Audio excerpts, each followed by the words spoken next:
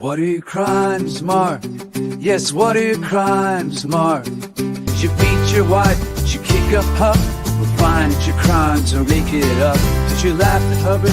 That's not nice, and now you'll have to pay your price. So what are your crimes, Mark? What have you done?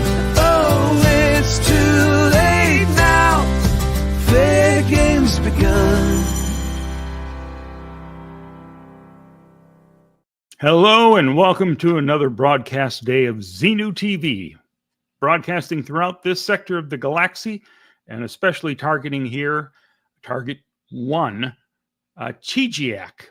So I'm happy that you could join us. Remy Smith, hello to you.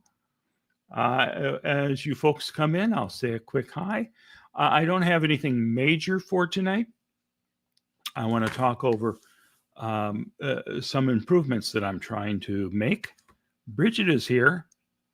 Bridget says, hi all. We all say hi back. Groovy Witch, thanks for popping in. Hello.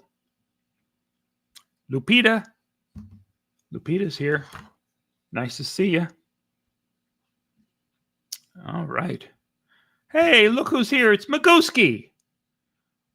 Hey, what do you know? Well, just a second, Magooski.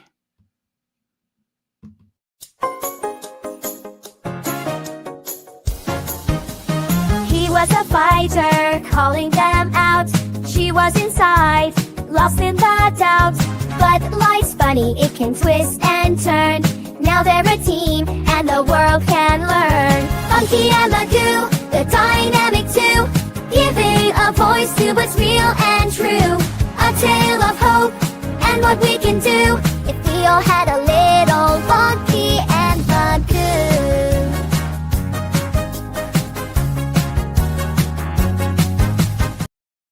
All right. Well, wasn't that fun? A little impromptu welcome to you, Tori. Nice to see you here. Let me go back up to, let's see. Comments. That's where I want to go. I'm a master at this now. Woof. So, Magooski, Miss Chicago Jane is here. Hello to you. Bridge 1872, did I say hi to you? I don't think I did. Welcome. Eric, what's shaking today? Well, the firmament around us, around Scientology is shaking because there's lots of fun things happening here. I've got something that Tony Ortega is going to premiere tomorrow. I won't go into a lot of details about that, but it's taking a classic video that I've had on the website for a number of years. And I've spruced that up and added some extra little bells and whistles that were never possible before. And I'll give you a little background in the article that Tony's going to publish in the morning that tells you a little bit more about this show that everyone has loved through the decades. But tonight, Technological Monk, oh, you're just the person I need here, because this is a show about technology tonight. I just wanted to talk about a project which I'm now going to have to undertake, which is grueling because I want to redo the entire 1982 Clearwater hearings. And it is enormous amount of work to capture every video and then convert it, improve it as much as possible. And I don't think I can improve the video much, but what I can do is improve the audio. And I was spurred on by this by email I got from Trevanon, who's been putting together all of the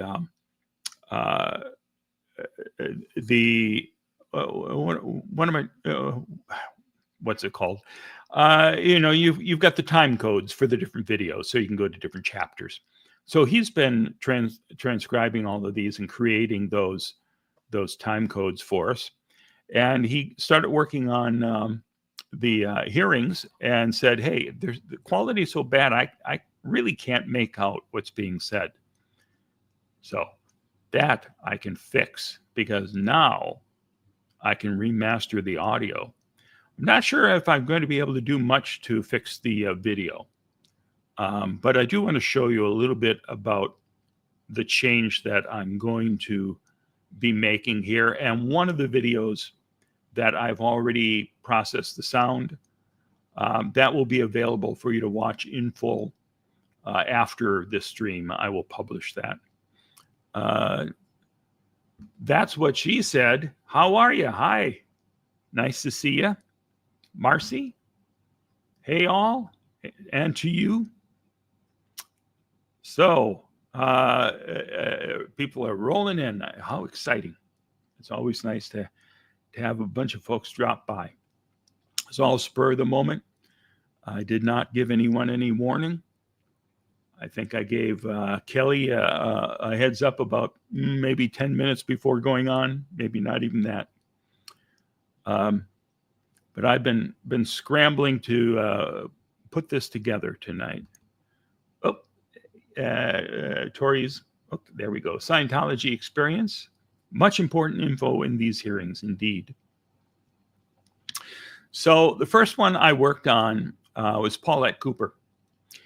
And I just thought I'd give you an example of how it sounds now and how I can make it sound. So why don't we just take a listen to a short clip of Paulette Cooper's testimony as it sounds now on YouTube.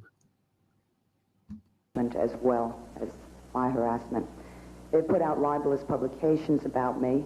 They've sent letters saying that I will soon be in prison, and saw the Operation Freak Out and the attempts that had been made to put me in prison. They've sent false reports about me to the Justice Department, the District Attorney's Office, the IRS. As you know, government agencies have to investigate any complaints. So that's how it sounded since I put these online originally decades ago. But tonight I went back and I downloaded her video and upgraded the sound to it. So now it sounds like this. And they've been saying this a lot in the last couple of years, and I certainly haven't noticed it. As I said, the 18th lawsuit was just served on the last week. I am being sued now repeatedly by individual Scientologists who, in some cases, I don't even know, all sued for supposedly distributing literature at functions I didn't even attend. Part of the purpose in her... So I think you can see there is a difference. It's getting rid of some of the echoey room, and you can hear the folks who are testifying. You can hear the mayor and all the council members as they're questioning each of these people after they're done talking. So I'll go through and do all of these. Now, the easiest thing for me to do is what I did with Paulette tonight, which is just to download the video that's on YouTube right now, change the audio, and put that back up. I did that because I don't think I can do much with the video. So tonight I went back, I found the tape number 7. There you go. This is the tape where Paulette's talking. Tape 7 from 3:18 in the afternoon to the next morning at 9:32. Well, they called it a night and then came back the next morning. And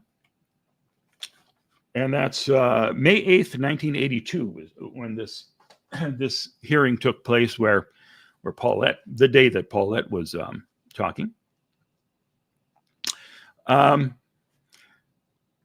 So I did try, I captured a little bit of Paulette's video again to see if I could upgrade the picture quality. And I've got just a tiny little test of that right now. The audio is not synced up on this and not repaired, but Just let's take a look at it and see if there's any difference picture I'm also quality. the author of 6 books, one of which is The Scandal of Scientology. I have been studying Scientology since 1968. The last couple of years, the Scientology... I'm not sure that lawsuits that's is to so keep much better deposing than them the way it is and now. preventing you from writing or making. They can hear you, Miss But it Cooper. is a They're bit better. mentioning the back of the room. Okay. The last couple of years, the Scientologists have been telling the people of Clearwater that they've changed. And they've been saying this a lot in the last... And it's possible and that I might... certainly... Hey, it's possible that I might be able to and make it look a little bit better than that. This is me scrambling tonight, trying to get something done just to show you what is possible and what I'll be working on. And again, I had another all-nighter last night. I got to bed about noon this morning. So I've got lots of stuff that I'm working on. I'm creating some music for a project and working on animation. I got lots of things there as well. But it's important that I stop by and chat with all of you folks from time to time. And I don't want to give too much away of what's going on, but Magooski thinks the sound is much improved, and it is the most important. It's true. Audio is a really key component of any videos online. If the audio sucks, it's very hard to think of the video as polished, as worth watching. But good audio makes it so much easier to enjoy. You don't have to think about it. You're listening. You can hear it, and it's second thought. And Tori, don't forget to wave to the Scientology experience. Waving at you right now. Oh, there she goes. All right, thank you, Tori. And that's to all of us now. So, Edna, what are you talking about here, Edna? Let me bring this up. Or Enda, sorry. Enda Trading. I think the ex-Sci community need the wise beard man's help, like Anon needed in the past. Well, I'm always here. I don't know how I can help, really. I'm not sure that I can bring the temperature down, because I understand there's passions flaming everywhere, and I'm trying to stay out of all of it. But it's especially difficult, and this is not to sound demeaning or insulting, but it's especially difficult when videos fighting one another get eyeballs and clicks, and that can help you stay alive. That's not a game that I want to play, but I can understand. There's the impulse of wanting to be part of the action, having something to say, wanting to fight back, but then then if you step back and think, well, maybe be better if we all just kind of concentrate on what we need to do, which is talk about Scientology and reforming Scientology and getting people out of Scientology and whatever good we can do. I think it's best for us to concentrate on that. And again, it's a message that I think I hear from many of the people who are involved in these disputes now. And I'm not saying that there's not reasons to be upset. And I just think, let's try to find a way forward and concentrate on what needs to be done. Like, for instance, getting my throat fixed. Oh, my. Ingrid K., I like your videos coming alive again. Well, thank you. It's fun to have them be upgraded. I mean, videos now are looking better than they did when I shot them right out of the camera, like the Mad Picket. And that was standard def, awful quality. And now, it's an entirely new video. And Magooski, I agree, Kelly is a huge help.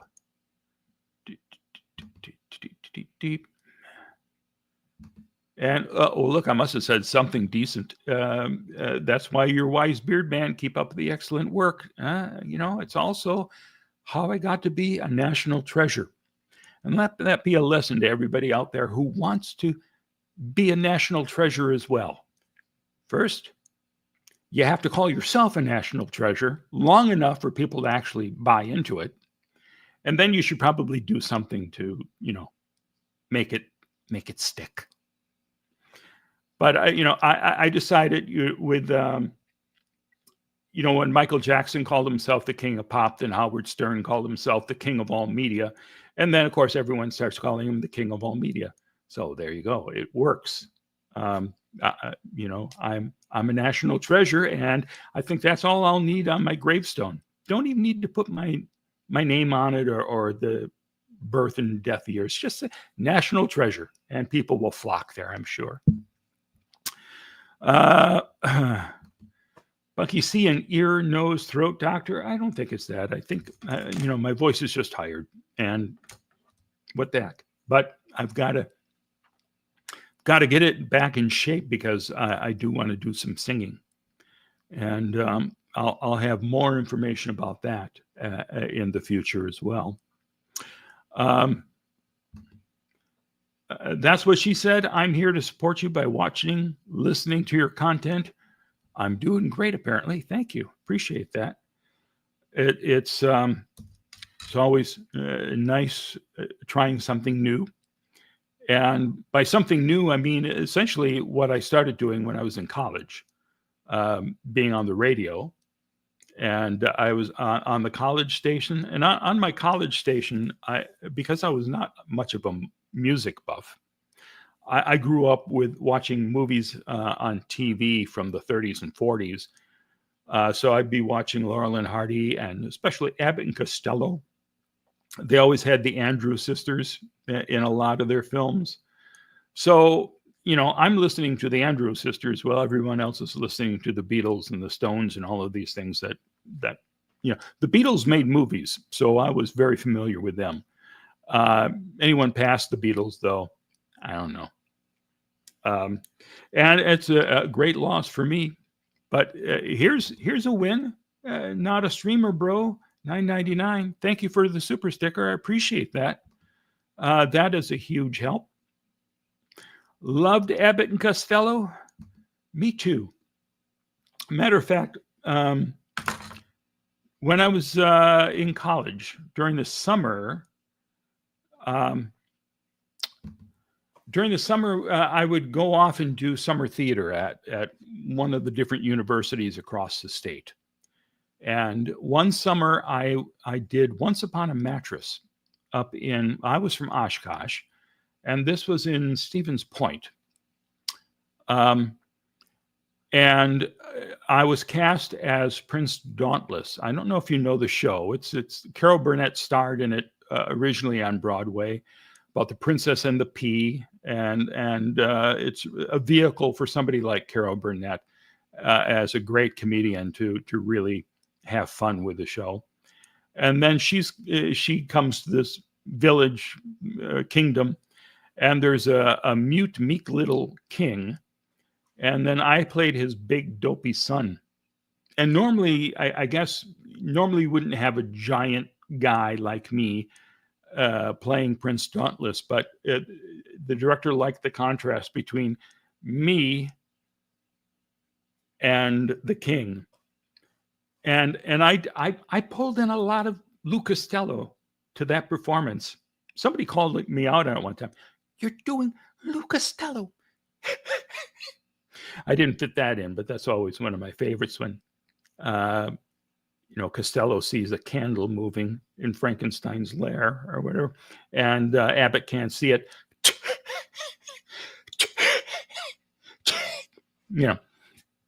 So all that shtick is what I grew up with. Abbott and Costello meet Frankenstein, indeed, perhaps their greatest film. And I gotta say, this reminds me. I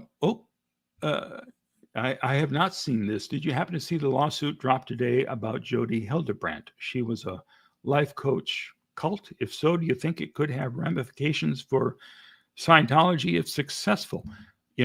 I'm completely unaware of it. So I'm going to have to go back and check into that.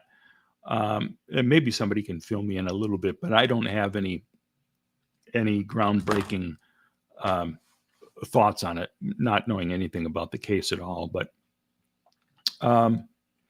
what I can talk about is Abbott and Costello.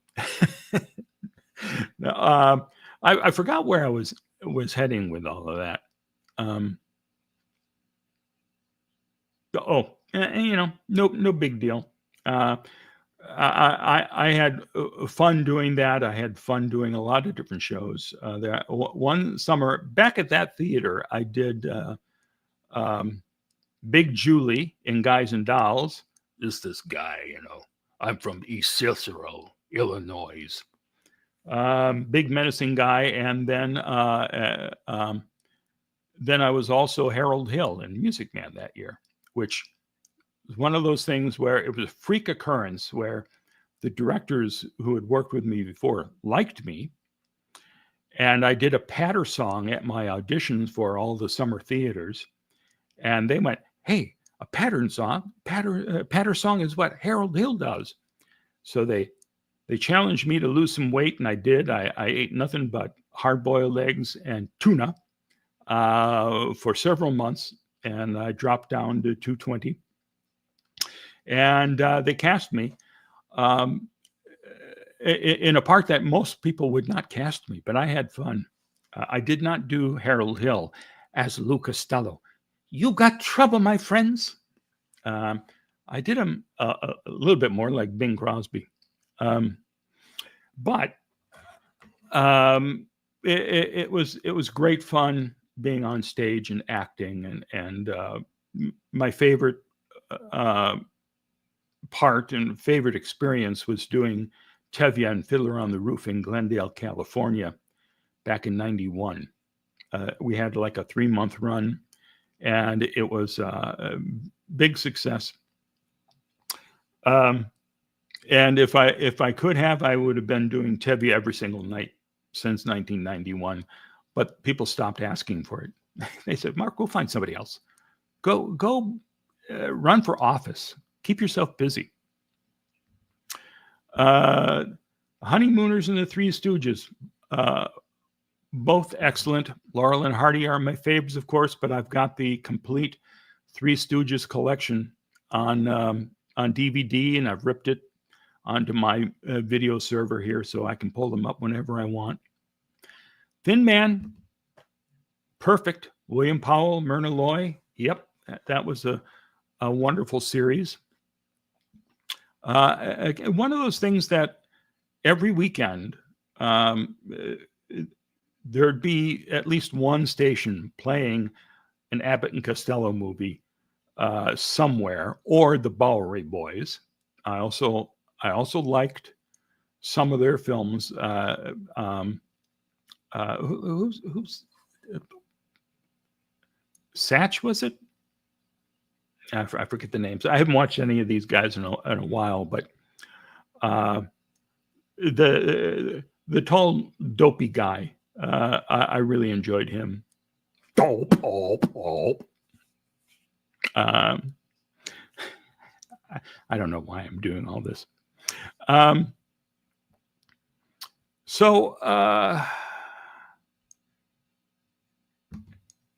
Three Stooges, I got to tell you, I got to see them on stage live when they came to Oshkosh to perform at the county fair. And this was the last of the Stooges. It was Mo, Larry, and Curly Joe who it came in to do the feature films after the shorts were done.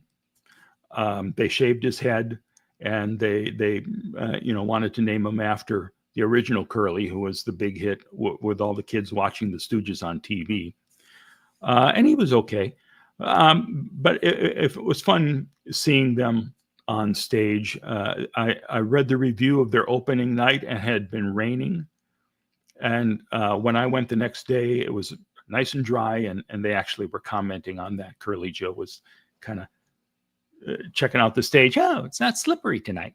Yeah. And I saw Adam West at one of these Comic-Con type of things. And I asked him about what it was like working with the Three Stooges, because he made a film with them called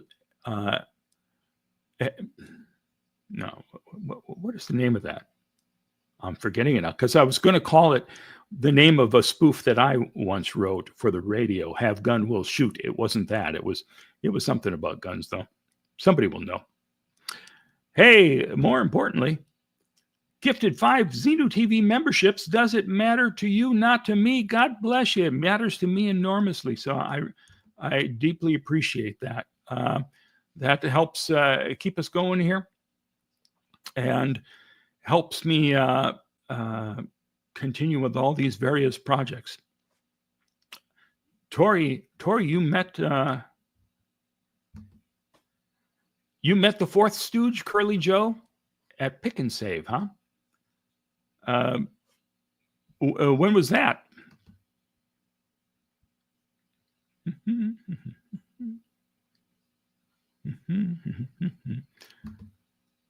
Joining late, playing catch up with everyone. Hello. G Buddy never in. I assume that's good buddy. Thanks for joining us. Oh, you're missing some really incredibly important stuff about Joe DeRita and the Three Stooges. And that was 100 years ago for Tori, seeing Curly Joe. How about that? So, Remy, appreciate that. God bless you.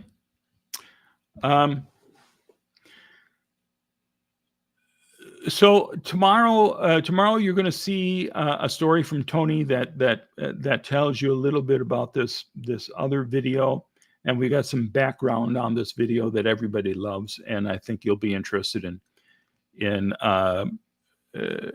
seeing what the man who created the video that I published.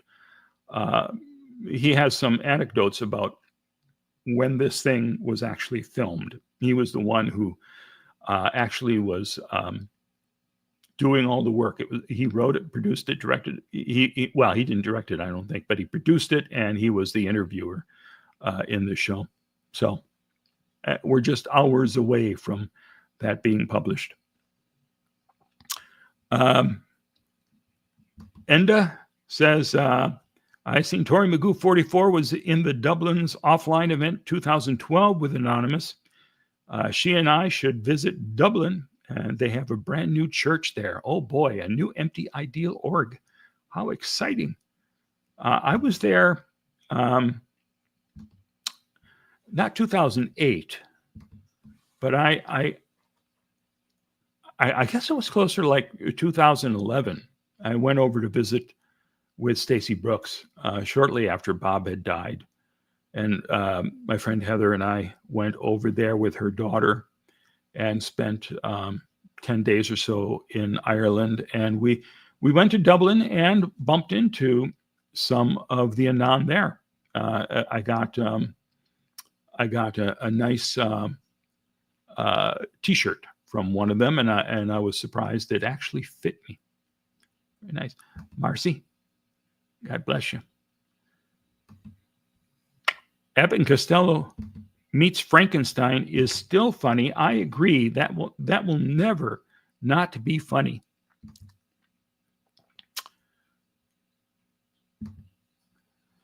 Hi, Mark. I sure was wishing I understood German when watching that film. Pretty cool stuff you have on your channel. I've watched nearly all of it. What German show are you talking about? What do I have there in German?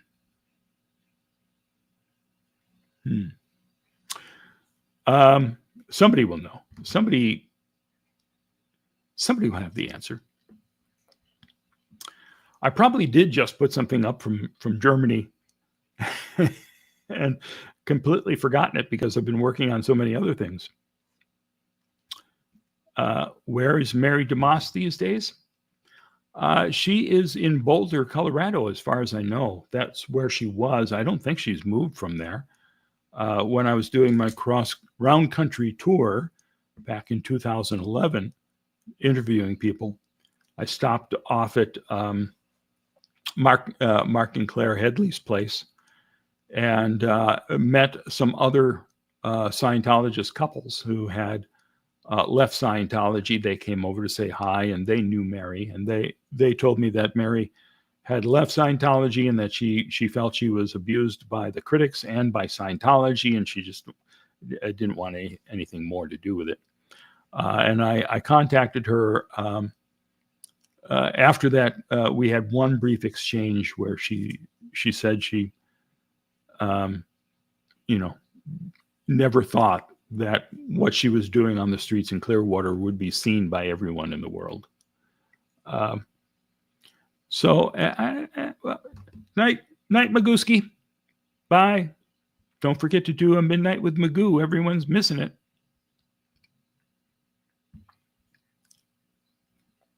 All right. Michael, I hope she takes up your offer for cocktails one day. Hopefully laughs all around. Would be nice. And as I said, she had a theater troupe. She's an actress. I love to act. We could do a show together. I'm all for it. I did do a play here in Clearwater. It's the first time I'd been on stage in 20 plus years, I think. I was in Amadeus, small part. And turned out that there was one of the young gals who was in the show, minor part, not one of the leads, but there were a whole pretty sizable cast for a show nowadays. And she was really sweet. She was nice, and she was a Scientologist. I didn't know that until the end of the show. I think they wanted to keep that from me. I don't know if she knew that about me, but it wouldn't have changed a thing. I really enjoyed hanging out with her. And that's the way it should be. For heaven's sakes, we had fun. Oh, yes. Okay, of course. That German show, Heads Up, Katie Holmes. Yeah, I put that together like a week or so ago, and we just released it the other night. So I completely forgot I had it up there, waiting for the night to actually release it. You visited Larry Fine's home in Philadelphia at 3rd and South, Robert Sandy Beach. Was he there? I don't think he was. He died quite some time ago. He was in the actor's home in his final years, and a lot of folks came to visit him there. When Laurel and Hardy are my favorite, and I talk about them a lot. And what did Adam have to say about the Stooges? He didn't go into great detail about it. Just said it was fun, and that was about it. And I didn't have a chance to push him for more. But at least he didn't say, "What jerks." Oh, what a disaster that was. But it's one of the few films that Adam West had a chance to star in right prior to Batman. He also had a cameo. I don't know if he ever saw Robinson Crusoe on Mars. That's one of my favorite films as a kid. About an astronaut who crashes on Mars, He's trying to survive there. His partner, fellow astronaut, dies, but we see him somehow mysteriously for a scene in the film where Adam West pops in and says, hey, hi. It's been a while since I've seen it. I don't think that was his exact dialogue. But as a kid, oh, it's Batman.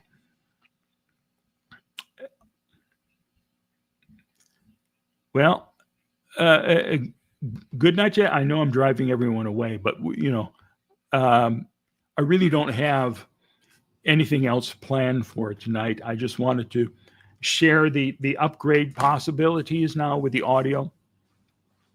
And now I'm just hanging. So I understand if people want to turn in or go watch one of the late night shows.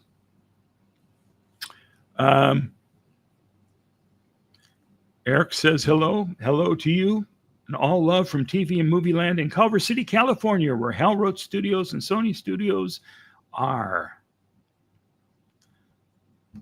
Xenu Fund, God bless you. Thank you so much. I'll make sure Xenu gets it, one way or another. So if you haven't seen, I think Marcy's mentioning this, never saw that one. Robinson Crusoe on Mars is it's kind of a cult film. It's got a lot of respect because it's much smarter than you would think from the title of it. And there's something kind of compelling about it. This guy, as he's surviving on the planet, he meets a little Martian monkey that becomes his best friend. And then toward the end, he helps save a slave alien from the starships up above. I'm not ruining anything. You'll still enjoy it immensely. But it's on the Criterion collection. They put it out on DVD and Blu-ray, and it's on their channel as well. So it's a film that has a lot of fond memories for people. Including, it was like The Blob, the 1950s Blob with Steve McQueen. That's in the Criterion collection as well. One of these low-budget films that just is fun. And I don't know if you've ever seen The Blob. It is about a blob that comes from outer space and keeps eating people and growing and taking over a town. That used to play all the time at this old opera house in Oshkosh, Wisconsin. This place was built in like 1870s, I think. And it had become a vaudeville stage. So the Marx Brothers played there, Burns and Allen, Caruso sang there. Lots of folks came through there. And then when vaudeville was over, it became a second-run movie theater. And by the time I was a kid, it was the place where you would not see the newest films. They would be at the other theaters. Here at the Grand, you would see films from like 10 years prior and goofy things. So there'd be a 5-film Bloodorama. Kids, it's the Bloodorama. There'll be a nurse in attendance if you need one. Bucket of Blood, House of Blood, whatever. Blood was in the title. They threw it up there. And the Blob and Dinosaurus were on a double bill all the time. And there's a scene in the Blob, if you haven't seen it, you got to watch it, where the Blob takes over a movie theater, and you see it in the projection booth, and it's got the projectionist, and then it starts oozing out of the little projection window down onto the crowd. And every time that scene came up as a kid, I would lift my legs off the floor. They're not getting me. I'm not running out of the theater like all those people in the film, but I'm being safe. Yes. Oh, my God. What's this? If anyone hasn't seen Judy Garland's movie, I Could Go On Singing. It's a brilliant movie. I haven't seen that one. I recommend it. I don't know if it's on any TV and movie streaming platforms that I have. I love that movie. I actually have it in my collection. There's a lot of films that I have that thousands of them that I haven't watched yet. And then there'll be some night where I think, tonight's the night for that film. And it's always nice to have something like that handy. I wasn't thinking about that movie. That'd be fun for tonight. Marcy saw The Blob. Yeah, it's a quality film. Steve McQueen, I think, was like 25 and playing a high school kid. I think that was one of his earliest films, if not his first. And Larry had passed, not Larry, but who were we talking about there? It was one of the Stooges, wasn't it? Curly Joe. And I've been going back, speaking of Judy Garland, and that's not why we're here, but, I'm just babbling. So I've mentioned this before that I have been taking some of the MGM musicals that I love and some that I've never seen before and upscaling those to 4K in 60 frames per second. Like Singing in the Rain was one of the first ones that I did. And it's like you're on the movie set with Gene Kelly and Debbie Reynolds and Donald O'Connor, and it's amazing.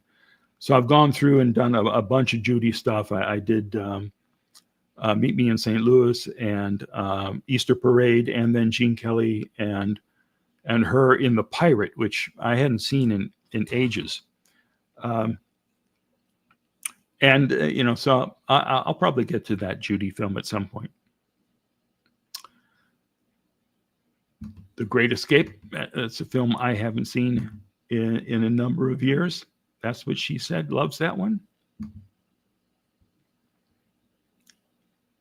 East of Eden, I've seen it, but it's been a long time. I don't remember any knuckleheads in it, the Stooges or Laurel and Hardy, if they had been in it, I would have seen it by now. But yeah, I know it's James Dean. Big, important, popular film. So I'm trying to see if there was anything that would be on point to talk about rather than my movie meanderings. Oh God, I love talking about movies. That's right, and I've got this guy, this young guy that I'm going to do a movie review show with. We've been talking about it for a while. Donald O'Connor could really dance. Boy, could he! I've been going on a Donald O'Connor kick lately. Ever since watching Singing in the Rain again, beefed up. I've tried to find all these Donald O'Connor films I haven't seen before. Some like Call Me Madam, based on a Broadway show with Ethel Merman. I still don't understand the appeal of Ethel Merman. And because she was the star of that one, I didn't watch it for ages. But actually, when I gave it a shot, Donald O'Connor is great in it. And his dancing partner and love interest in that film is Vera Allen. And I really haven't paid attention to Vera Allen before. And I started looking up her stuff now too. Of course, I knew, she was in White Christmas with Bing Crosby, and Danny Kaye was her love interest in that. And then I found that she had made movies with Fred Astaire, so I went and found one or two of those that I hadn't seen before.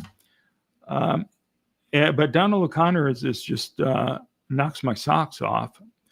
I actually hunted down a DVD of a little musical that Donald O'Connor and Debbie Reynolds did the year after Singing in the Rain, called I Love Melvin. And it's not a classic, but it's got a few numbers in there that are just wonderful. There's an opening number where Debbie Reynolds is being wooed by all these wealthy people in tuxes, and she's just, going all out with her comedy timing, and it was just perfect, just delightful performance. And I watched that so many times as I was trying to upscale it to 4K and 60 frames per second. And Donald O'Connor has got some numbers in there that are terrific. The two of them do a number called Where Did You Learn to Dance, which I think you can find all of these things on YouTube. I've run into them there. And then he does one later in the film on roller skates, years before Gene Kelly did in his semi-sequel to On the Town. Can't remember the name of that one right now. Oh my God. Do not mention Snow White and the Three Stooges. I don't know. That's one of the films that I have not been able to return to. I'm sure I saw it when I was a kid in the movie theater. But yeah, I mean, if you have a chance, if you ever have a chance to see I Love Melvin, it's worth watching. And I just got another film as well that I'd never heard of before. I haven't had a chance to watch it yet, but I ripped it to the computer. It's got the title is a question mark. Like, Are You With It? I think is the name. But I saw one of the dances he did in that film on YouTube, and I said, well, I got to find it. I did find, and this shocked me because I was thinking, I went through his filmography, and I said, I want to see what Donald O'Connor is in. I want to see as many of these things as I can. And I tracked down one of his films from the 50s, and it looks like a delightful film until you get to a big minstrel number at the end. You go, okay, I guess I can see why this is not being shown on TV and being sold on DVD. It's like, oh, good Lord. And then I saw another one, and there was a minstrel number. So, sign of the times. I'm not saying anything about his character, because I still am a huge fan of Donald O'Connor, but it was like, okay, I don't want to see that.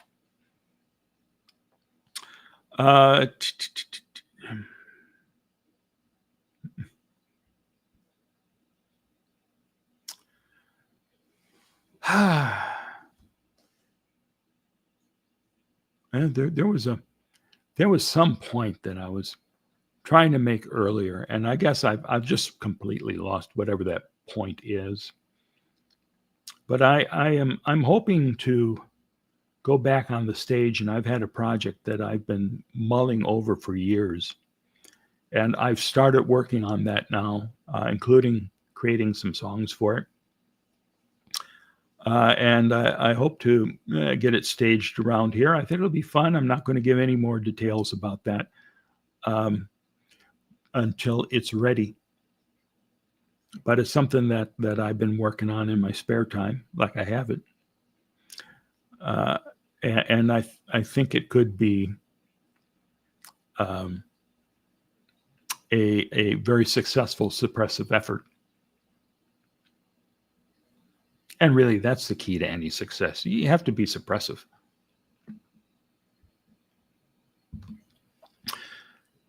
Paulette, hi, how are you? When you finish that, I hope you do the first of 2 60 Minutes episodes from the 80s.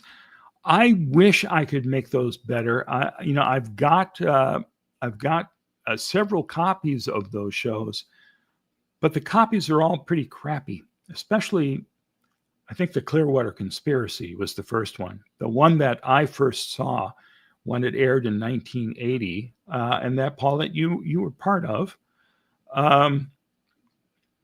I remember seeing that back in my hometown of Oshkosh, Wisconsin, going, wow, the Scientology stuff, that's wacky. And then, of course, I didn't see any books in the library. I don't know if they had stocked yours or not, Paulette. Every library should have 10 copies. But I had in the back of my mind for decades that Scientology, there's something wacky about it. Then when I moved to LA and was surrounded by Big Blue and all the buildings downtown, then I started looking into it more. And then I could go to the library and find books about it. I could go online and do a search before Google even existed and learn a little bit more about Scientology. And I got deeper and deeper interested in what was happening. And then when I was living in a home whose previous owner had been a Scientologist and she fled without giving them a forwarding address, and I'd get her junk mail like Freedom Magazine and Celebrity Magazine, that's when I really started looking into it. So that, but those two 60 Minutes shows are incredibly important. If there was, if somebody, I don't know, Paulette, if you have any copies of them, or if you know of anyone knows of any better looking copies than what we have online, I'd be happy to take those and try to improve the quality of those.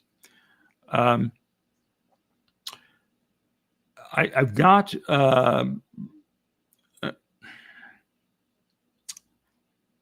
I've got a lot of shows that I really would love to be able to revive. You have to have a certain quality to it, to the video. You can't, turn really crappy video into something that looks brand new. As we, when I started this, Paulette, I was showing people what I plan to do and what I've already done for your testimony. So then Scientology sends out a press release that I am under This is investigation by the Attorney General's office, and under investigation by the DA, and so on. This is how it looks and sounds right now on online. Put spies on. And I can't do a lot about the picture, but I did improve the audio. So this is what it will sound like now. And making me show up in legal depositions. I've been deposed for 19 days total since this started, with I think 4 more coming up in a couple of weeks. There's also been some other harassment in the past 6. So I'll make all of the hearings sound better. And right after we get done with this video, I'll be publishing your testimony, Paulette. And this is my attempt to try to improve the picture quality. As I said, the 18th lawsuit was just It's served not, on me last week. I am being sued now. It's not a great difference between that and the way it looks online now. You'll get to see Paulette's testimony. Yes, we could watch it right now if you want. I could play the whole thing, but I didn't download the whole thing, did I? Or do I? Do I have? Yeah, I think this may be the whole thing. I have to go look at this. How do I see? What's it called? If I do this, then I can be able to bring it back up.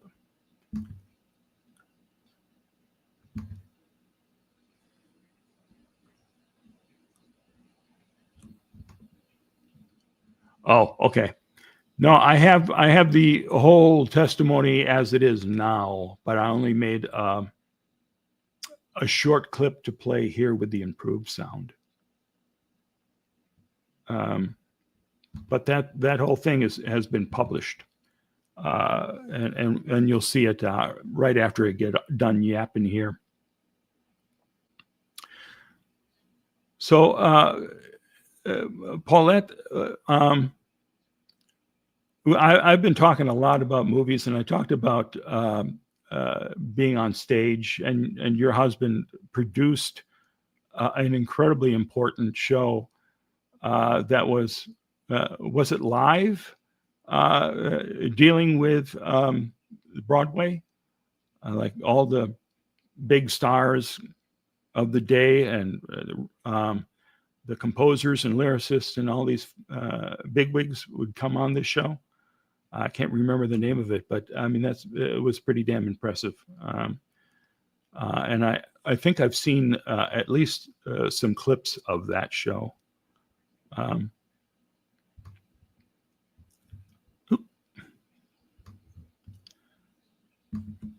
And Paulette, would you like to come on and do a live stream some night? I'd love to chat with you.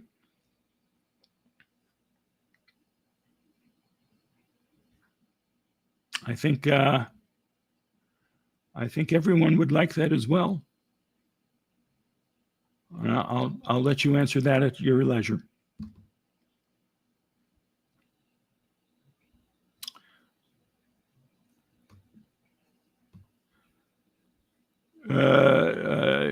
Xenofund, thank you.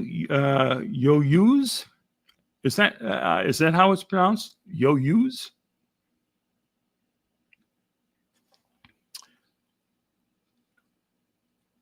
Does it matter to you? Not for me. It's been a member for 4 months. Wow. I like this message. Let's keep his lights on Mark and Magoo more often. Yes. Yes, we need to do that. Now, of course, I want to have Magoo on all the time because I've got a theme song I want to play.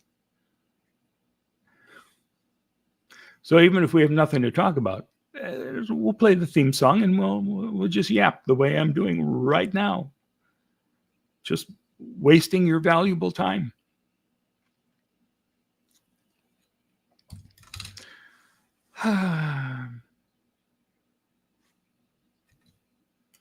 Paulette's story.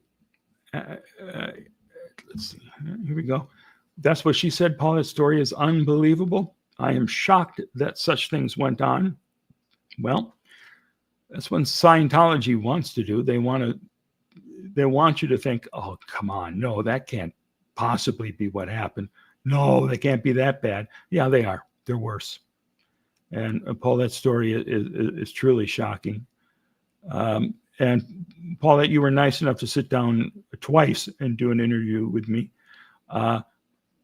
Those will be used. I'm going through now and putting all the interviews together that were for that movie I was shooting.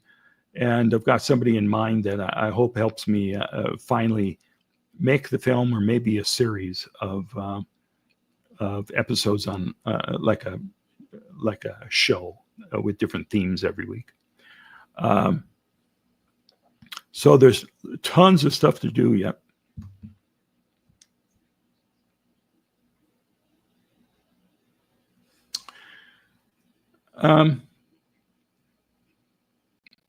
You know, I'm running out of steam, and I know I can sit here and babble because I've only touched on a fraction of the movies and TV shows that I love.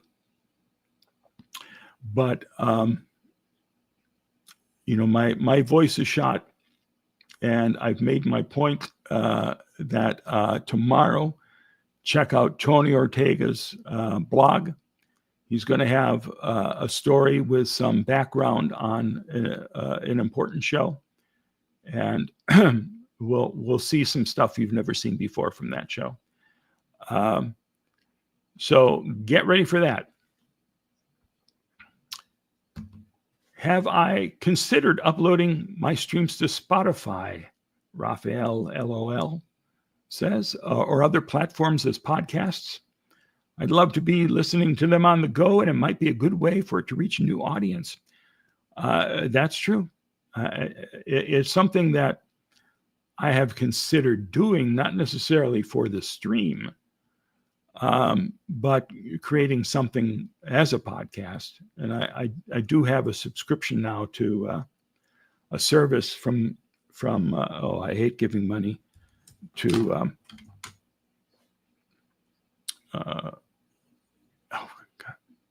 Adobe. I used to always edit on Adobe Premiere.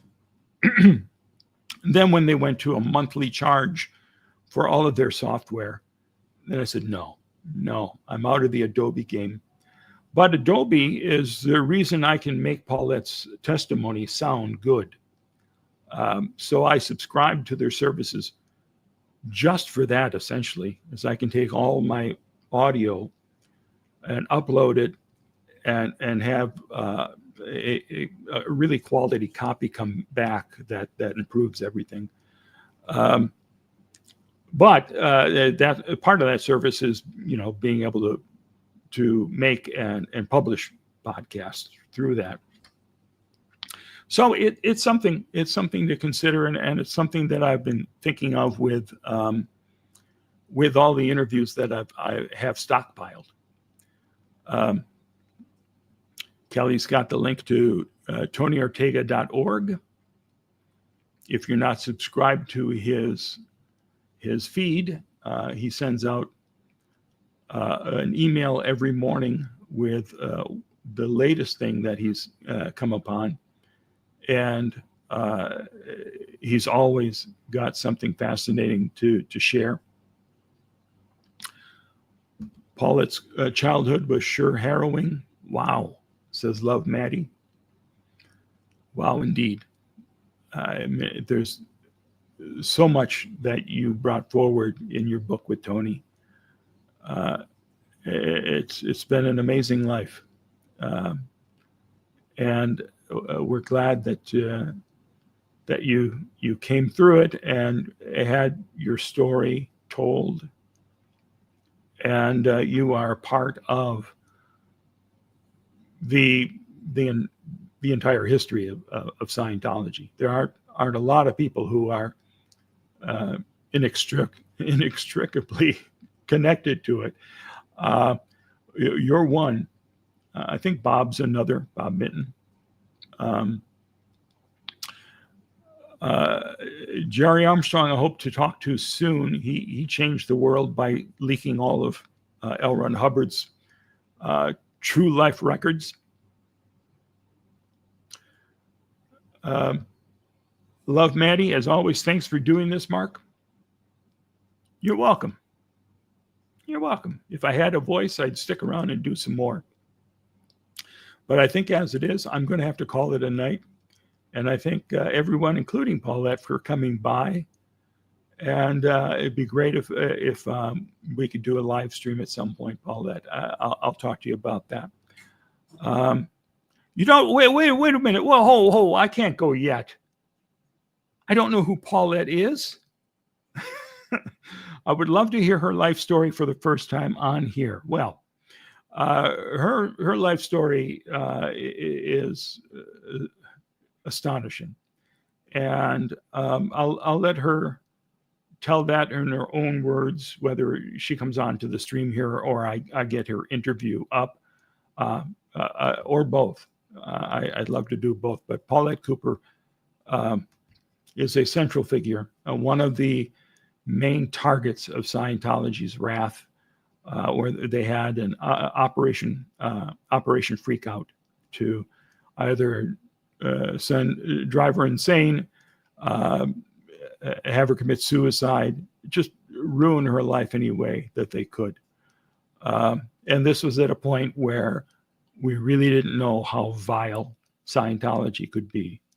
So her life became a living hell for a number of years as she was fighting back against 18 lawsuits, I think, at the point of your testimony at the Clearwater hearings. So if you want to get an overview of Paulette's story, right after I get off of here, I'm going to publish her improved audio quality of the Clearwater hearings So you can hear what she had to say back then. And she's got a book out with Tony. You got to get that. You've got to know Paulette. Unbreakable Miss Lovely. That is it. Written by Tony Ortega. Then I also have video now. I can improve the audio of this too. Paulette and Tony came to Clearwater on their book tour, and we had some microphone problems, but now I can fix all that audio up. So I can improve that too. I hadn't even thought of that one. All right.